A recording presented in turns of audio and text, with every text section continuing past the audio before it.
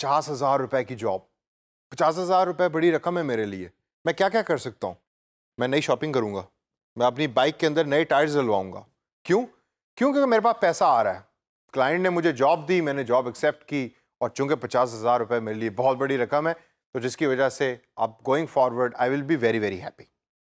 लेकिन जब आपको ये पता लगा कि क्लाइंट ने उन 50,000 के अंदर आपको जो रिक्वायरमेंट दी है वो है कि आपने वेबसाइट भी बनानी है, आपने सोशल मीडिया का पेज भी बनाना है, आपने कम्युनिटी को भी मैनेज करना है, और साथ साथ सेलिंग भी कर दो यार, हमारी प्रोडक्ट्स को ऑनलाइन बेच भी दो। अब आपको ख्याल आ रहा है कि काश मैं उस टाइम सोच लेता और 50,000 को देखने की बजाय मैं ये देख लेता कि प्रोजेक्ट के अंदर मेरा टाइम कितना लगना है, क्योंकि अब मैं किसी और प्रोजेक्ट पे फोकस नहीं कर सकता। तो दोस्तों, इस सेशन के अंदर हम बात करेंगे कि किस तरीके से आपने मनी और रिस्क को आपस में अटैच करना है, और लेस रिस्क प्रोजेक्ट लेने हैं कि जिसके अंदर कभी कभार मनी थोड़ी सी कम भी आपको मिल रही होगी। पैसे सिलेक्ट करने के अंदर सबसे जो पहला इंपॉर्टेंट पॉइंट आता है वो आता है कि आपने फाइंड आउट करना है कि आपका मिनिमम रिक्वायर्ड रेट क्या है। मतलब कि आपको कम से कम पैसे क्या रिक्वायर्ड होंगे उस प्रोजेक्ट को कंप्लीट करने के लिए। ये आपको खुद ही फाइंड आउट करना पड़ेगा। आप अपने टाइम को देखें, आप अपनी स्किल्स को देखें, और आप ये तयन करें कि मैं ये जॉब 10 रुपए के अंदर मिनिमम कर सकता हूं, जिसमें ना मुझे कोई फायदा हो रहा है ना मुझे उसके अंदर कोई नुकसान हो रहा है।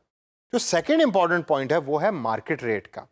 अब मार्केट रेट को फाइंड आउट करना बहुत इंपॉर्टेंट है। आप फ्रीलांसिंग की वेबसाइट्स को देखिए, आप इंडस्ट्री के एक्सपर्ट्स को पूछिए, आप देखिए कि दूसरे लोग वो जॉब कितने रुपयों के अंदर कर रहे हैं।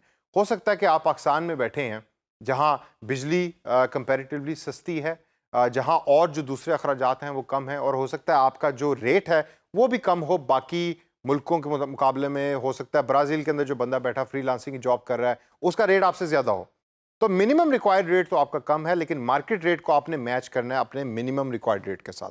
ऐसा ना हो कि आप जो प्राइस कोट करें वो इतनी कम हो कि वो पूरी की पूरी मार्केट के मुकाबले में, चूंकि वो प्राइस कम है तो क्लाइंट समझे कि आपकी क्वालिटी अच्छी नहीं होगी। तो हमेशा इन दो चीज़ों के ऊपर रिसर्च करें, और रिसर्च के साथ मैं हमेशा इसको पॉइंट आउट करूंगा कि रिसर्च के साथ अगला जो पॉइंट हम देखेंगे वो है क्लैरिटी ऑन टास्क का। आप, जैसा मैंने पहले भी आपको समझाया था कि आप राइट डाउन करें कि आपके टास्क कौन कौन से होंगे, वो आप राइट डाउन करें आफ्टर डूइंग प्रॉपर रिसर्च। जब आपकी रिसर्च अच्छी है और आपने टास्क राइट डाउन कर दी हैं, तो एंड के अंदर आप देखें कि मेरी सेल्फ असेसमेंट क्या है, मैं ये काम कितनी देर में कर सकता हूँ, मैं ये काम कैसे कर सकता हूँ, और इसकी पूरी एक रिपोर्ट बनाएं, और फिर एक प्रॉपर प्राइस डिसाइड करें, और फिर मार्केट के अंदर जाएं, क्लाइंट से जाके बात करें।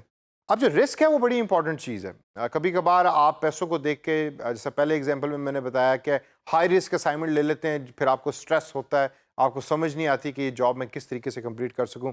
तो डिजिटल मार्केटिंग की फ्रीलांसिंग जॉब्स के लिए आप कोशिश करें कि रिस्क को हमेशा ज़हन में रखें। कहीं ऐसा तो नहीं कि ये जॉब करने में मेरा पूरा महीना ज़ाया हो रहा है, लेकिन इन रिटर्न अगर मैं इसके मुकाबले में 5 और जॉब्स करता तो शायद मैं ज़्यादा बेहतर तरीके से पैसे भी कमा सकता था और टाइम भी मैनेज कर सकता था। रिस्क के अंदर जो एक फैक्टर आता है वो है अनडिस्क्लोज टाइमलाइन का। वो प्रोजेक्ट के जिसके अंदर क्लाइंट ने आपको टाइमलाइन सही तरीके से प्रोवाइड नहीं किया, आपको बताया नहीं कि ये प्रोजेक्ट कब तक चलेगा, वेगली बात हो रही है, मतलब क्लैरिटी नहीं है उसके अंदर, क्लाइंट खुद भी क्लियर नहीं है कि मैंने क्या काम करवाना है। कोशिश कीजिए कि वो प्रोजेक्ट्स ना लें, क्योंकि ऐसा होगा कि कभी कभार आपने वो प्रोजेक्ट कंप्लीट किया और क्लाइंट का वो प्रोजेक्ट बंद हो गया, या वो ज़्यादा अरसा चल ना सका, या आपको पैसे ना मिल सके। एट टाइम्स अवॉइड करें इस तरह की जॉब्स करने के अंदर। और लास्ट जो पॉइंट है वो है अनरेटेड क्लाइंट। इस तरह के क्लाइंट से दूर रहें। हमेशा क्लाइंट के ऊपर प्रॉपर रिसर्च करें, किस तरीके से उन्होंने पहले प्रोजेक्ट्स करवाए हैं, कैसे वो पेमेंट करते हैं, और प्रोजेक्ट किस नौइयत के होते हैं, कितना प्रोफेशनल है क्लाइंट। इन चीज़ों को जब आप जेहन में रखेंगे तो आपको ये पता लगेगा कि पैसा is not the only important thing. आप पैसा और रिस्क को आपस में मैच करके प्रोजेक्ट्स को सिलेक्ट करें, ताकि आप एक अच्छे डिजिटल मार्केटर बन सकें और फ्रीलांसिंग की जॉब बड़े अच्छे तरीके से सर अंजाम दे सकें।